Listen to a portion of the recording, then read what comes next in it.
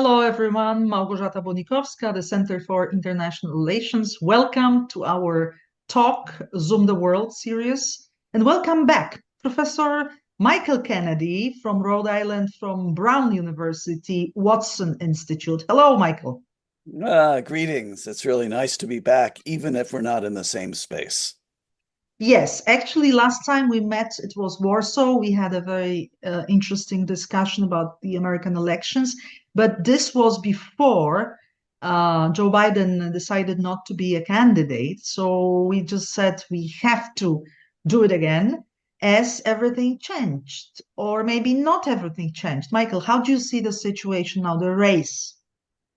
Well, it has changed dramatically, even while one might say Kamala Harris is continuing for more or less Biden's policies, but she's changed entirely the character of the race. Biden was losing to Trump. So Biden was for the Democratic Party definitely a candidate with whom they wouldn't win, right? I was absolutely, no, not absolutely. I was 70% sure that he could not win. And that's why I joined with a number of people to say that he should step aside. But wasn't it seen a little bit like pushing too hard, like taking, like almost like a coup d'etat? Some people did call it a coup, and I think it's not entirely inappropriate to say that because Biden, bless his heart, honestly, he really did so many good things for America, and he wanted to finish the job. That was his expression. But he couldn't finish the job because there was a narrative trap in which he fell. And that was that he wasn't sharp enough, that he was too old. And he fell into that trap with that first debate with Trump.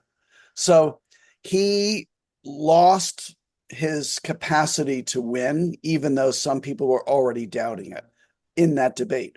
But And explain to me one thing. We don't understand why the party didn't see it earlier, why the Democratic Party decided to stay with Biden, despite the fact everybody was seeing that he's older and older. It's a good question. I think a significant part of that was that the elite within the Democratic Party was loyal. Biden didn't do anything to outrage anyone, except there were doubters, but the doubters could not get traction. And so one of the reasons why after that debate, there was a virtual avalanche of advice for him to step aside was because people were prepared for that.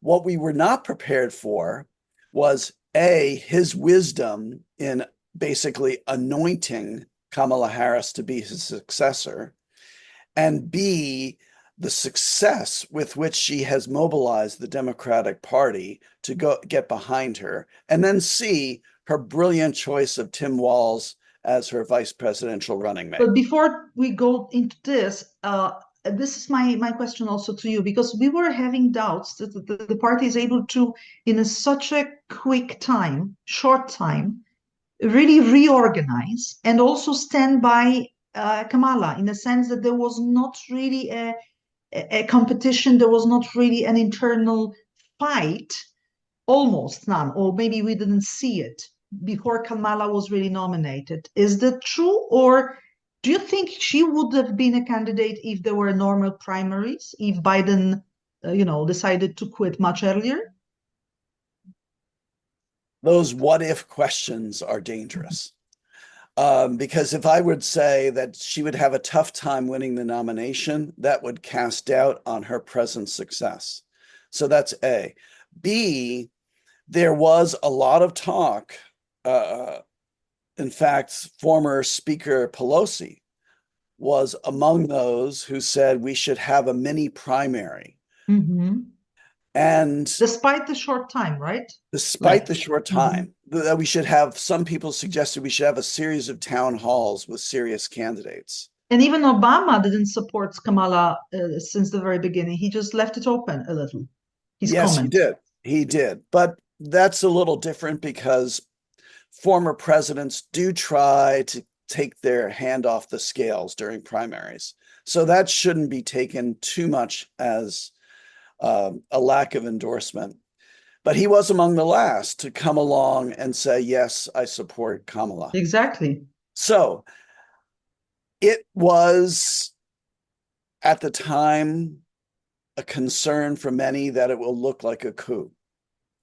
But now that concern is gone because she has won with her mobilization of the American electorate and her strategic choices in the selection of Walz, but not only that, the affirmation of her base. Now, the next question will be how will she do in A, getting out the already alienated voters, and B, how will she win over those undecided still?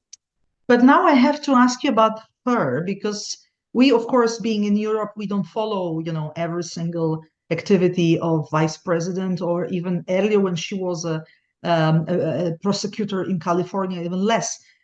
People say that what we see is really a PR product, is a marketing product. She is prepared to speak, but she didn't really have any open interaction with open questions with the audience, etc. So we will have a debate, most likely. I understand it will happen between Trump and Harris. What do you expect? What is she like in such situations? So, so the first thing I'll say is that I think I read just before coming on that there will be an open interview with CNN, I think, this afternoon. So this is August 29th. And then the second thing, I think I have seen her in exchanges. And so here is the difference between the so-called insider and outsider perspectives. Outsiders don't know her very well. And I don't think I'm certainly not a DC insider, but I am a political insider because I follow it closely. And I have seen Kamala Harris in exchanges in which she is downright, if I can say, intimidating because she has that prosecutorial voice and she has that kind of logical sensibility. If this, then this, if this, then this. And this is why some people are suggesting that Trump is actually a little afraid to be debating her because he has not debated anyone that has that kind of persistence. And the second thing that goes with that is that his typical method of challenging others, with juvenile adjectives, calling her silly Kamala or something like that, just doesn't work with her. And instead, what we see with her style is this magnificent. I don't want to sound like I'm a fanboy, but I am astonished by how well she has not only combined the traits that I knew with that cool steel light logic with a kind of joyfulness, a smile, an ability to mobilize youth. And in fact, David A. French today in the New York Times on August 29th, he said, it is not a battle between Republicans and Democrats. It is a battle between the joy of the campaign Kamala Harris brings and the snarl that has been associated with the far left and far right in America. That's what But French some said. other people say that Kamala is really not the best politician. She didn't do anything spectacular when she was a vice president. So if she's elected, she will be like a puppet in the hands of a deep state. While at least Ah, with Trump, we know that it's him. We know what's his mm. vision, and whatever we can say about him, his leadership is not questioned at all if he wins. That is such a great contrast, and it shows, Malgosha, that I think you read quite widely. So in this sense, Trump is certainly not the captive of the deep state. He is his own author, but we don't know what his intentions are. because he's not a person given to planning, to policy. He's transactional and impulsive. So even if he is his own man, we don't know who that man is, to be honest. Kamala is, one could say, the consummate professional. Is What that do the you same? mean? Is that the same as being a captive of the deep state? Well, it depends on how you look at the professional classes in the United States, because the professional classes are the ones that run the State Department, run the Treasury Department. Do we need that kind of people to organize the state? Democrats say yes. Trump says they're part of the problem. And, with Project 2025, he's going to try to turn them all into political appointees. So if we accept the rhetoric of the deep state, we are inevitably politicizing the professionals who are running the state. Kamala Harris is definitely supporting the professionalization of the bureaucracy. And so that's a slight So, in rebuttal. other words, you wouldn't see it as something negative. You think that's quite a positive element that there is a new president who really cooperates with the state structure and even sometimes follows good advice. While with Trump, it is more like a personality of a leader who can be even against sometimes the structures of the state. Absolutely. And so Hmm. the question is, where do you see the greatest problems in the world? Do you see it within your own state, or do you see it beyond the state itself? Frankly, I think we have so many problems across the world and even within our own society that to worry about the deep state is actually a distraction from the greatest challenges that we have and incapacitates us from dealing with it. Frankly, this is where my politics shows. I believe the state is an asset in addressing global problems, not the source of problems. Okay, you mentioned the many positive elements about Kamala Harris, but do you see any negative elements about her and her vice president, the candidate, Tim Walz, in a Well, sense of those who should maybe vote, if not for Trump, then for Kamala? one of the greatest problems she has, frankly, is that many Palestinian Americans and their allies don't support her. They see her as an extension of Biden's policies in supporting Israel and giving Netanyahu too much free hand. But So that's with Trump even worse. If Trump wins, definitely that's right. the connection, I mean, the relation with Israel will be even stronger. That's right. But what many Palestinian Americans will say is that just because Trump is worse doesn't mean we will support Kamala Harris. And so she really needs to thread that needle if she wants to win the state of Michigan, where there is a really significant Palestinian population. So that is a negative that everyone knows, and too many people are dancing around. There are some people who are working hard to try to figure out how she can express sympathy and do more than that for what's happening to innocent Palestinians, most of whom are innocent, but at the same time not give rise to charges of being unsympathetic to Israel. So that's the nightmare for Kamala Harris. The second thing that is a problem for her is that not enough people know who she is. But Even if she was still is a vice president. right. So okay, so here's a really good distinction among vice presidents. Joe Biden was a prominent vice president in for Barack Obama. Why? Because Joe Biden had way more foreign policy experience. So for Barack Obama, Joe Biden was a great foreign policy emissary. What did Joe Biden do for Kamala Harris? He gave her uh, the challenge of figuring out the border and Hmm. especially the root causes of border issues. This was a terrible assignment. But do And you so think it was done on purpose to put her in a difficult position? that's a great question. I would like to think that's not true, but evidence would suggest so. So she's coming back from a less than supportive presidency until the end, not like Obama supported Biden, who didn't support him in the end, who gave it to Hillary Rodham Clinton. And the Joe Biden supported Kamala at the end. So it's like a reverse. It's very It's a ironic. beautiful reverse.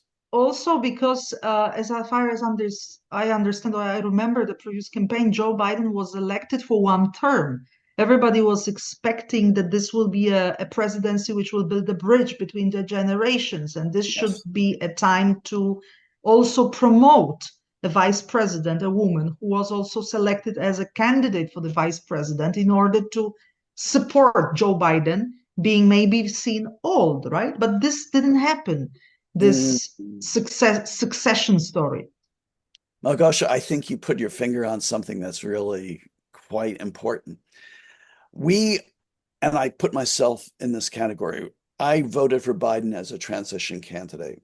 I expected another Democratic primary to be taking place. But I think we all understood that because we thought at the time Trump was defeated. Instead, Trump came back, which, if you ever saw some of their informal interactions, sometimes I thought Trump and Biden were ready to get into a fist fight because they were pricking each other's masculinities. Who's tougher? So that was clearly pulling Biden back into the race. And one of the things that is surprising to me, frankly, and that is that it does not seem at all an issue for America that Kamala Harris is a woman. I think we're finally beyond this question of whether America can have a female president. So this is you are saying that this is not really something you put on the list of her problems, that she's a Not at female. all. And in fact, it's become an asset because she is organizing very effectively around reproductive rights. The whole country is organizing around that in opposition to Trump. And secondly, because there's a gender politics going on here that's absolutely fascinating. Part of the base supporting Trump is not just making America great again, but making men great again, Especially white men. especially white men. But it also taps into men associated with more marginalized identities because they too want to be great again. And so, therefore, it can have an effect of actually diminishing people of color's support for Kamala Harris because she's a little bit too powerful. And she's offering, in her own relationship with her husband and in the relationship with Tim Walz, a different model of male female relations where men can actually be fully masculine and not be the boss and actually be supportive of a powerful woman. This is something that is working in American society. And I think it is the brilliant stroke of anointing her as the Democratic Party candidate that it's tapping one of Trump's most vulnerable axes, and that is around reproductive rights and around his version of masculinity, which some would call, especially when he's standing next to JD Vance, a toxic masculinity.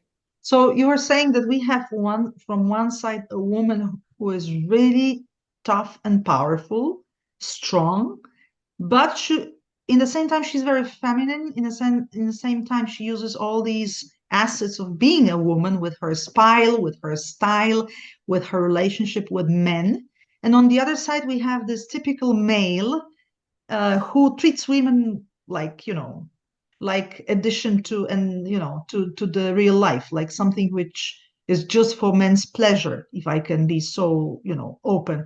But tell me, those who are independent, those who may vote or for Trump or for Kamala, what can they think about Kamala? Is it her style, which is really, I mean, resonating in the, Midwest of America? Because I know that it resonates with you, but what about them? Oh, does it show? Uh, so so several things here. First, I think regional differences are important, but generational differences are more important. So it is clear that young women are supporting Kamala Harris. That's not a question. Young men are less likely to support Kamala Harris than young women, but still they're way more likely than old men.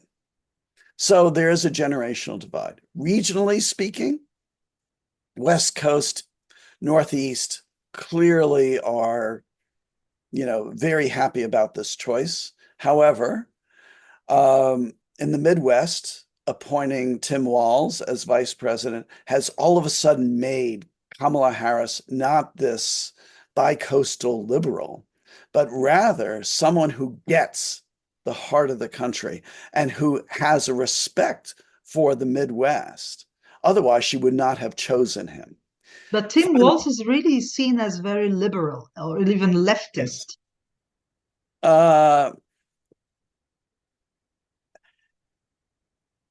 he is inviting a redefinition of what it means to be left because he's someone who hunts. He's someone who loves football. All of these are cultural codes for who's right wing and who's left wing, and he's messing up the cultural politics of it. And all of a sudden, we can now say that there's something called in American history the prairie populist, which was concerned with the poor and the working class, hardworking white guys. And he is continuing that legacy, which defies our subsequent definitions of left and right. The last thing that I'll say in terms of regional politics is that we have seen public opinion polling shifting in a lot of the battleground states, and especially in those states with significant populations of color. Georgia exemplifies. It was always kind of a purple state, in between blue and red. But now it is especially vulnerable because they are taking the bus tour even to places like Savannah, Georgia, not just Atlanta, visiting on an airline flight. Arizona is in play. Nevada is in play. So now, under Biden, when Biden was a candidate, uh, it was said that he absolutely had to win Michigan, Pennsylvania, and Wisconsin. Now it's a broader range. So it is possible to even lose Michigan. I hope not, but even lose Michigan and for them to still win if North Carolina and Arizona go with Harris and Walz. In this place, I have to ask you about Trump now again and J.D. Vance because we dedicate a lot of attention to the Democrats. What about the Republicans? Trump now seems like that he lost momentum and doesn't have a clear strategy. How would you see his strategy for the 2 months we still have before elections? What could he do? What would be his narrative? How he will sell himself vis-a-vis this woman and his deputy, I mean, Tim Walz. Yeah. Well, I have to say, first of all, that Trump has not offered to hire me as a consultant, but neither has Kamala and Walz. So I am, offering my own sense here. But Now, you are a sociologist, so you know I'm very a well the sociologist, Americans. and I'm a cultural political sociologist. So I'm really interested in this stage of life where we are crafting meanings and symbols. The thing that Trump needs to do is to stop being Trump, ironically. He Hmm. can't keep just uh, acting as if he is a victim. He can't keep acting as if she's not smart, especially once they get in the debate. And she shows that in many ways, she will be smarter than he. His brilliance comes with knowing how to market to his segment, but he can't only rely on his base to get elected. So he needs to figure out how to reach beyond. And what is the way to do that?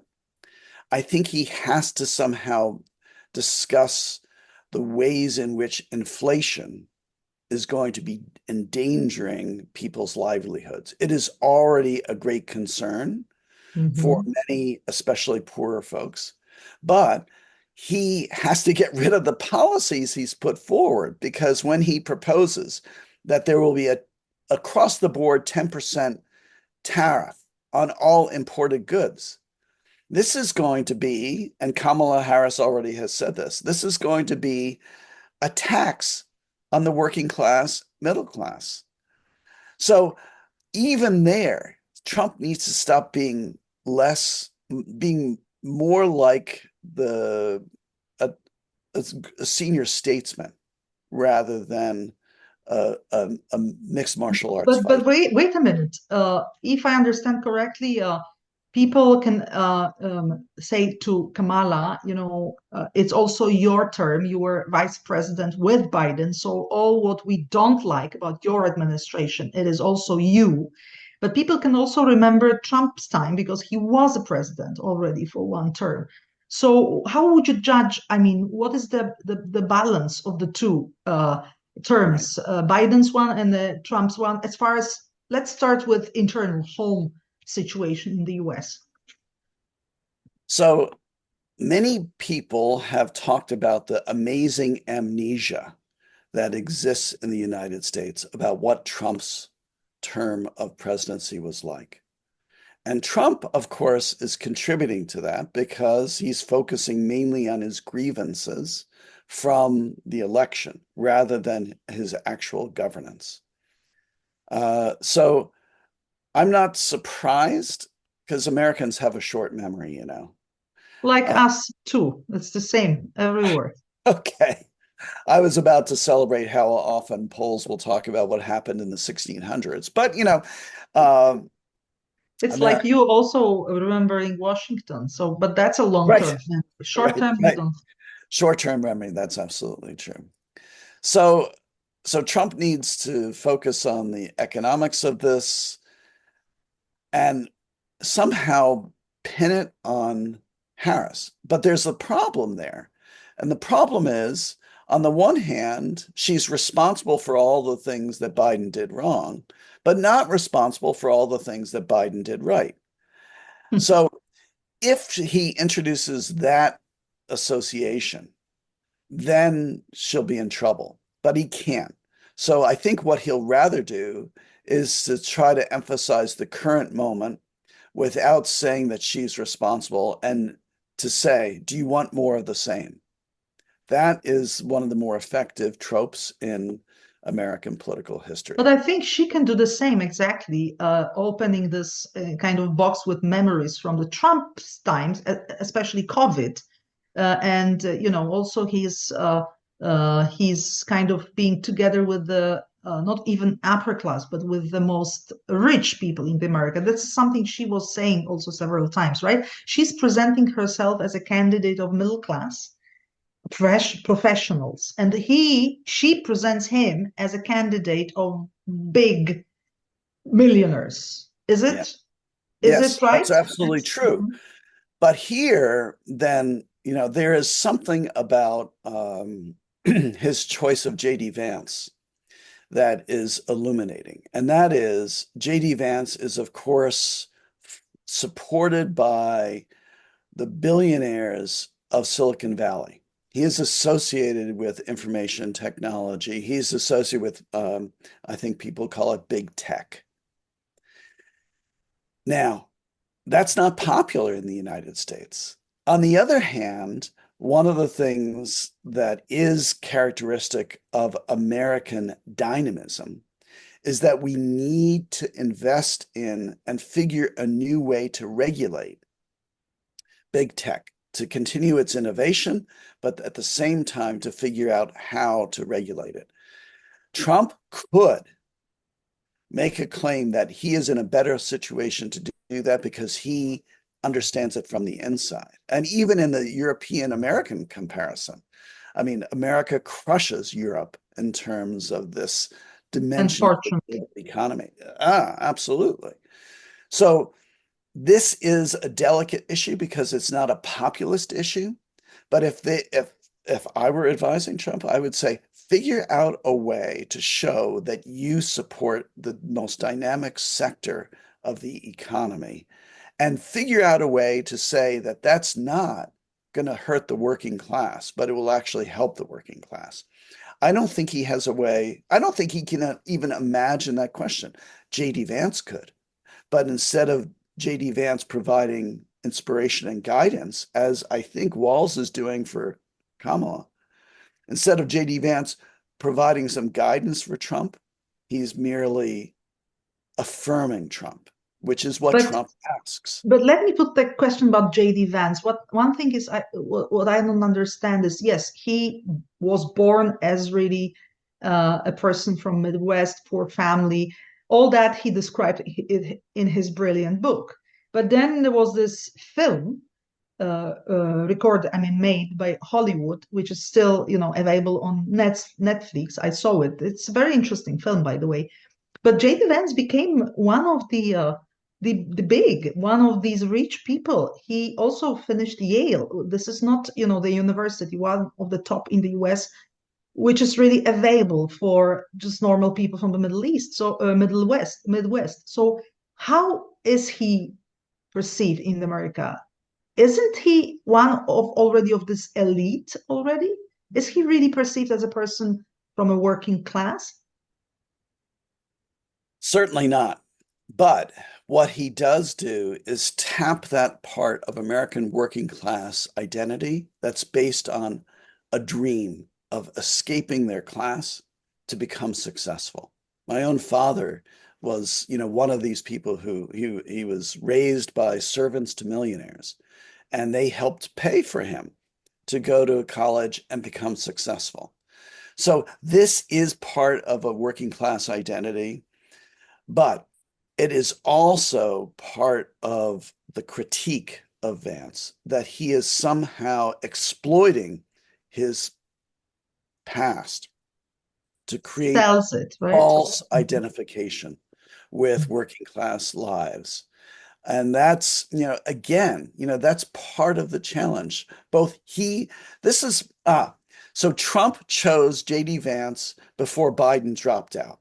Why? Because Trump thought he had the election locked up.